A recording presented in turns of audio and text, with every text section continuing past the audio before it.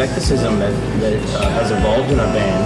And you see each and every individual which is in our band is 6 different individuals. We're bringing a lot to the table. If there's a term out there, maybe it's sort of like culturalism, because we're bringing in all these sorts of like our own sort of personal cultures, our own individuality into every single little piece of music.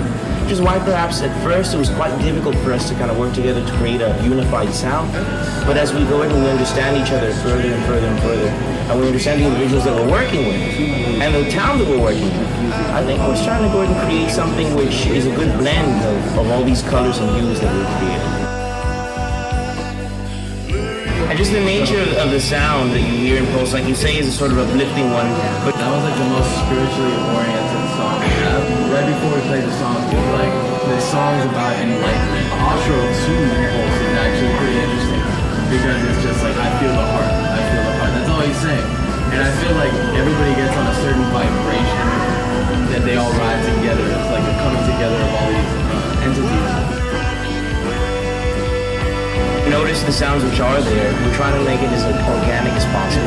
Sometimes we're working with some pretty inorganic instruments, you know, using synthesizer, maybe using MIDI and using all these sort of electronics, but to kind of like hone in back to something that it used to be.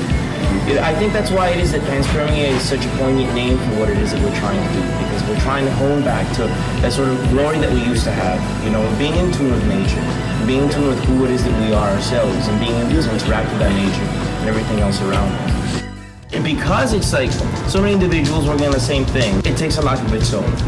So once we do listen back to what it is that we're creating, sometimes it just unleashes itself on us, and it really becomes something else, maybe more than what we even intended it to be. Which I think is absolutely marvelous, that art can really do that in such a wonderful, organic way. I think that's why it takes us so long to write music, I think that's you know, and we're learning with what we're doing in our craft, and I think that's what's the most exciting thing.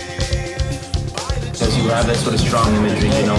You have the pheasant feathers, and sometimes you go and you see in our performances, and you have the headdresses, and this massive logo that you can't really imagine where it's from, because we kind of like made it up ourselves. And this sort of geometry thing that we're kind of like connecting to, because the music has different levels to it, just like geometry would have different levels to it. And you get closer and closer and closer, but there's always a sort of limitless point that you never really reach, which I think is very similar to what it is that we're doing with sound.